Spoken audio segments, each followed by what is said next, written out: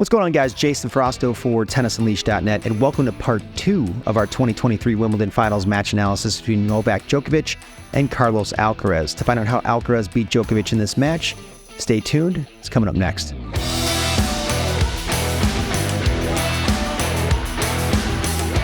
One tactic that Alcaraz used to throw Novak off his game was the less angled wide serve, especially on the ad side, and also the body serve. When serving wide to the ad side, Alcaraz would oftentimes limit how wide he hit the serve to Novak's backhand.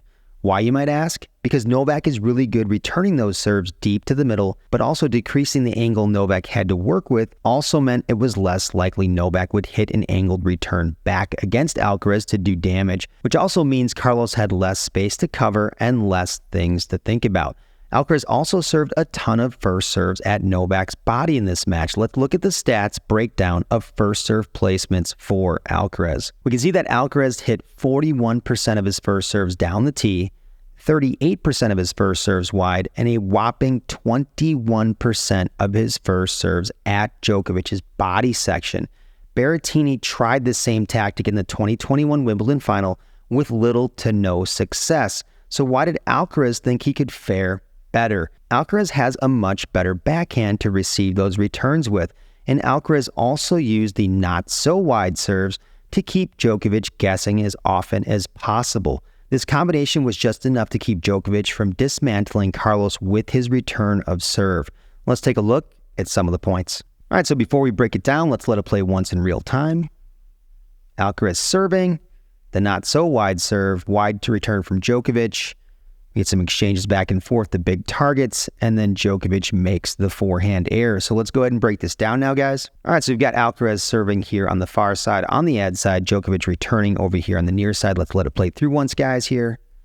The first serve is hit to the not-so-wide area. So it's not in the small target area, right? And what he's trying to do, right, is catch Djokovic guessing on the return to serve and prevent him from guessing. So in this position here, Novak, a lot of times, right, he'll guess left or he'll guess right where he thinks the serve is going. But Alcaraz neutralized him so much with a lot of the body serves that Djokovic wasn't guessing nearly as much. And Alcaraz is also using these not quite wide serves, right, that weren't in the small target areas to also try to jam and keep Djokovic guessing and get him to try to hit some short returns in zones 1 and zones 2. So here Djokovic returns, and it's short, right? Very good angle from Novak, considering he didn't get as much angle to work with from Alcaraz, but he does hit it short in zone 2. Alcaraz takes the backhand, doesn't do great with it, short in zone 2, but it's pretty wide. Djokovic goes to the slice right there, and now he's given Alcaraz a ball that he can work with because it's sort of this zone 3 depth, right? But it's a slice. And when we have a slice, right, from here, just going back for a second, and it's not pushing the opponent back, they can get aggressive here or they can get aggressive here. Let's see what Alcaraz does. He goes aggressive down the line, but it's very short. I think Novak in this situation, right, was expecting a deeper ball here in zone 3, and he was backing up. You can see his footwork trail. He's backing up, expecting that and anticipating it. He doesn't get it, and there comes the error. So Alcaraz did a couple things here within this point to confuse Novak. Number one was the not-so-wide serve placement right here, right, just not getting it very wide, taking some angle away from Novak. And then from there, as the point plays out, he's comfortable backhand to backhand. He finally gets the forehand that he really wants to do some damage with. It's short. Novak guesses that it's going to be deeper and then has to move back forward with his footwork trail. And because he has to stumble and do that, he makes the error long. Let's take a look at the second point now. All right, so we'll let this play once in real time before we break it down. Alcaraz ad side serving, body to Novak, deep return from Djokovic, and then the backhand error right there. So let's take a look at this, guys, and let's analyze it. All right, so we see again Carlos here on the ad side serving, right? Novak on the ad side receiving. We see Djokovic in a fairly deep position for him. Alcaraz was hitting some titanic first and second serves in this match. Really, really big, especially for a guy who's not a really tall player. I think he's coming in at 5'11". So let's break it down here real quick. We see the way that racket's coming through. Obvious flat serve contact, the racket face also in that flat position. And the contact is right around the shoulder and in front of the body. And we see the bullet, right? And it's sort of in that body section right here. It's definitely not the wide serve. So it's landing in that third here, which is the body section. and he's trying to catch Djokovic guessing, because Novak, with his footwork, right, he did guess to his right that time. If we go back for a second, watch Novak here in slow motion. He guesses originally to his right, and then he gets a little bit jammed here, and he has to float out of the way of the return to try to compensate for the bad guess. But again, we know Novak's really good from these positions, right, where he sort of guesses wrong and has to jump out of the way. So again, let's see what happens with this. And he does, somehow floats us deep into zone 3, right? Not all the way back to the baseline, but catches that front edge of zone 3 and prevents Alcaraz here potentially from doing some damage with his first shot on the forehand, wanting the forehand, right? And Alcaraz is smart enough, and something he did in this match, when Novak would float these balls deep into zone 3 to try to do damage to Carlos a lot of times would just roll the ball back in the court and try to get his own depth safely in the court and try to make Novak do damage with his backhand. He did not fear the backhand again, especially down the line. And then Novak makes the easy error right in the net. So Alcaraz applied a lot of pressure to Novak by playing a lot of weak and loopy balls to his backhand side off Novak's great shots and said, hey, Novak, I don't think you're good enough to damage me enough down the line where I can't cover it and then make you run this way or hit behind you. So I'm going to ask you to do that and see if you can do it. And he couldn't do it, and Carlos turned the match around. If you've been following this channel for a long time, you know I like to track a category I like to call counters. There are 3 different types of counters to a shot. We have counter neutralize, right, where somebody does damage to you and you just kind of get things back to neutral. We have counter damage, where your opponent damages you and you return that and damage them, right? So you counter damage them. And then we also have counter winners, where you get damaged by your opponent and then you're able to hit a winner off that damaging ball. So who won the counter battle in this match? If we look at the total counters here, Alcaraz had 54 total counters to Djokovic's 52. That's the first time I've seen anyone in these matches out-counter Novak. In Novak's defense, though, Carlos had more total opportunities to counter because Novak actually won the total damage battle in this match. He did damage to Alcaraz 141 times, and Alcaraz did it to him 119 times. As a raw stat category, it's the first time I've seen anyone with more total counters than Novak, and especially the counter winners. Alcaraz won the counter winner battle in this match 10-4. So let's look at some of those points now and see how Alcaraz pulled off some of those counters against Novak. All right, so before we break this down, let's let this point play once in real time. See Novak serving to the body, Alcaraz there with the backhand down the line, goes cross off that one. Novak with some big damage there, and then an incredible lob from Alcaraz here. Djokovic hits the overhead, and then the slap shot forehand winner cross. Let's break this down now quick. All right, so Novak serving here from the near side and Alcaraz returning from the far side. Let's check it out here. Body serve from Novak. Alcaraz inside the baseline here in zone 3 to return this at contact, trying to take Novak's time away. Novak splits. He's ready to go. He's on the defense, and when Novak's on defense from this down the line Alcaraz return, really sinks the hips down and drops the gravity level, right, to control his next shot, and a lot of times to try to get depth. Let's see what he does here, though, guys.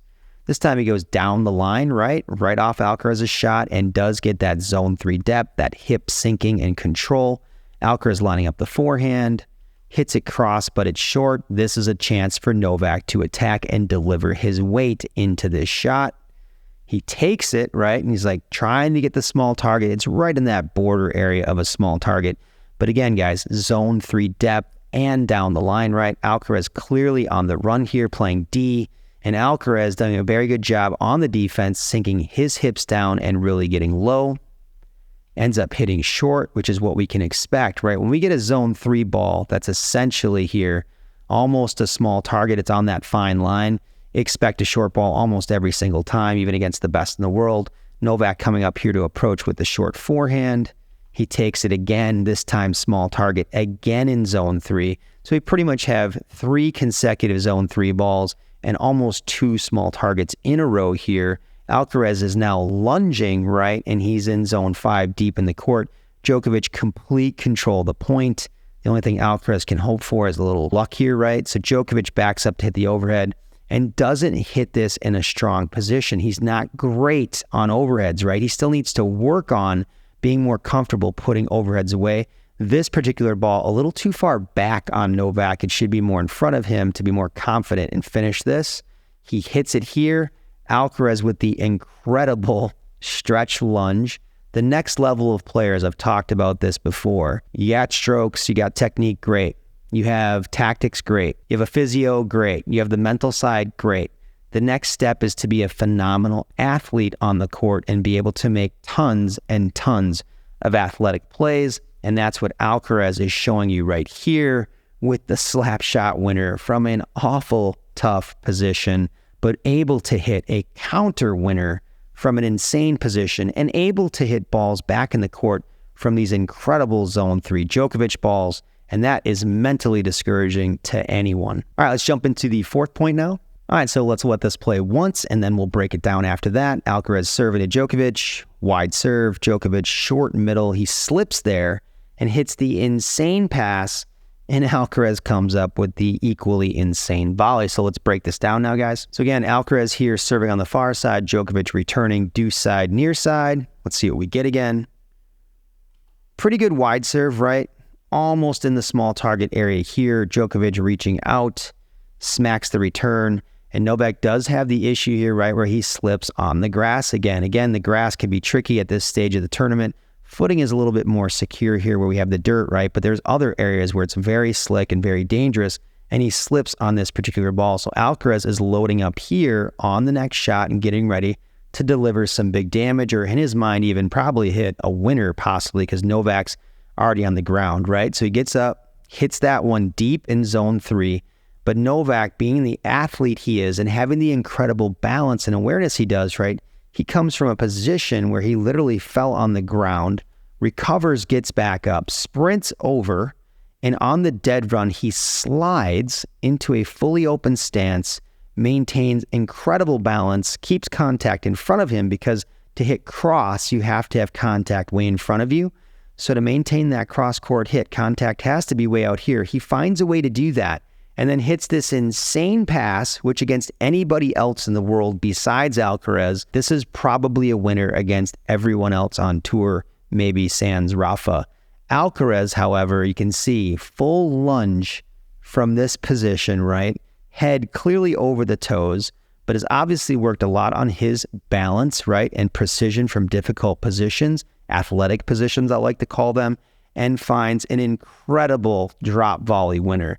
So again, the combination of Alcaraz winning these really long points, using his serve wisely to take away some angles from Novak, and then coming up with these unbelievable athletic plays were kind of the keys to winning this match. There's other factors as well. And just one final return stat to throw at you to wrap this up. Carlos was so effective with his second serve speed and placement that he kept Djokovic behind the baseline to return it consistently from zone 4. Against Tsitsipas in the 2023 Australian Open, Djokovic hit 97% of his second serve returns from inside the baseline in zone 3.